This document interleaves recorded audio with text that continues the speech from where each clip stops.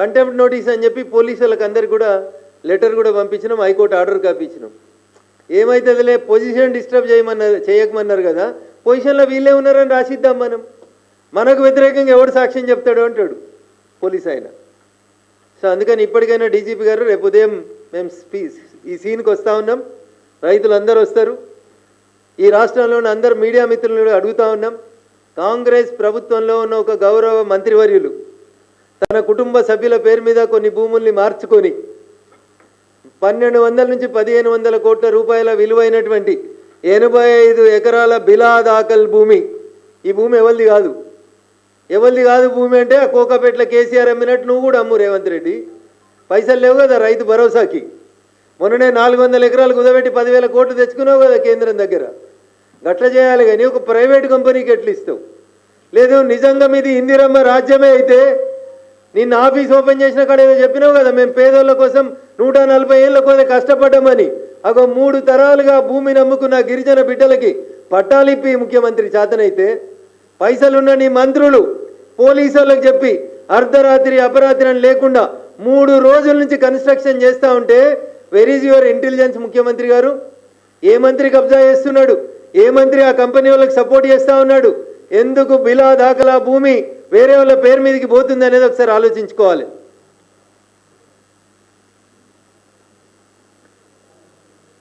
Electoral బాండ్లు తీసుకొచ్చి పెడుతుండే మా నరసన్న పక్కన.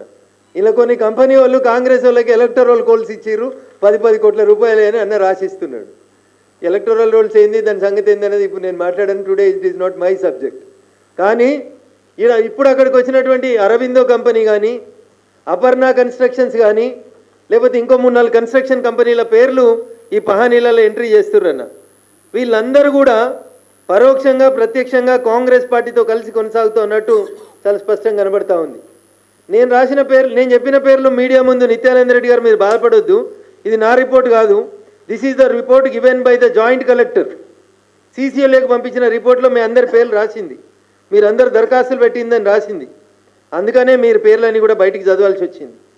ఈ బ్రీఫ్ నోట్లో ప్రభుత్వానికి వచ్చినటువంటి ఈ గ్యాప్ ఏరియా ఏదైతే వచ్చిందో ఆ గ్యాప్ ఏరియా అని అదొకటే సూట్ ప్రశ్న రేవంత్ రెడ్డి గారికి. 85 ఎకరాల బిలా దాఖల భూమి ఎంత దూరం ఉంది ఇది కోకాపేటకి?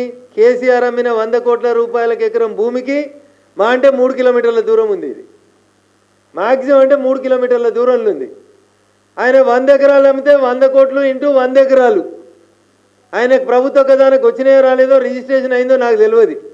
కానీ ఇలా ఈ 85 ఎకరాలు మరి ఎవరు ఏం తీసుకున్నారు, ఎవరు ఏం పంచుకున్నారు, పోలీసు వాళ్ళకి ఏం పోయింది నాకు తెలియదు. కానీ అమాయకులైనటువంటి గిరిజనుల మీద 17 కేసులు నమోదు చేసి హైకోర్టు అక్కడ పని ఆపండి అని చెప్పిన తర్వాత, వాళ్ళని డిస్పోజిషన్ చేయొద్దని చెప్పిన తర్వాత కూడా 85 ఎకరాల భూమి, దాదాపు 1200 కోట్ల భూమి ఈ రాష్ట్ర క్యాబినెట్లో నెంబర్ 2 నెంబర్ 3 నెంబర్ 4 నాకు తెలియదు, ఆ నెంబర్లు ఏడేసిరో నాకు తెలియదు. కానీ ఆడ వాళ్ళ వెనకాల జాకెట్ల మీద ఎత్తే సచిన్ టెండూల్కర్ లేక 9, 10 అని నాకు కూడా తెలుస్తుండే. కానీ ఒక మంత్రి బాజాబ్తా దగ్గరుండి చేపిస్తున్నాడు. అయ్యా రేవంత్ రెడ్డి గారు ఇంకా ఢిల్లీలోనే ఉన్నారు కాబట్టి ఒకసారి వినుండ్రి మా ప్రెస్ మీట్, మా ఇంటెలిజెన్స్ మిత్రుల్ని ముఖ్యమంత్రి గారికి పంపమని చెప్పుండ్రి.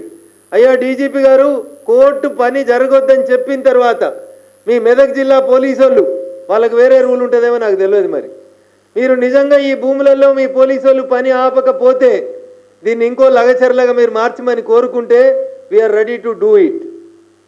రఘునందన్ రావు మిగతా వాళ్ళలాగా అది చెప్పిన తర్వాతనే చేస్తాడు కాబట్టి చెప్పుదామని వచ్చినాం. ఎలిమెల్ల చెప్తే ఇనొత్తదో ఇనరాదని భాగ్యనగరానికి వచ్చినాం. మీ ఆఫీస్కి 100 గజాల దూరంలో నిలబడి మాట్లాడుతూ ఉన్నాం. అయ్యా సీసీఎల్ఏ నవీన్ మిట్టల్ గారు, మీరు ఇచ్చినటువంటి అక్రమ ప్రొసీడింగ్స్, మీరు ఎవరెవరి పేరు మీదనైతే పట్టా ఇమని ప్రొసీడింగ్ ఇచ్చిరో వాటిని అన్నింటినీ బేషరతుగా రద్దు చేయాలి.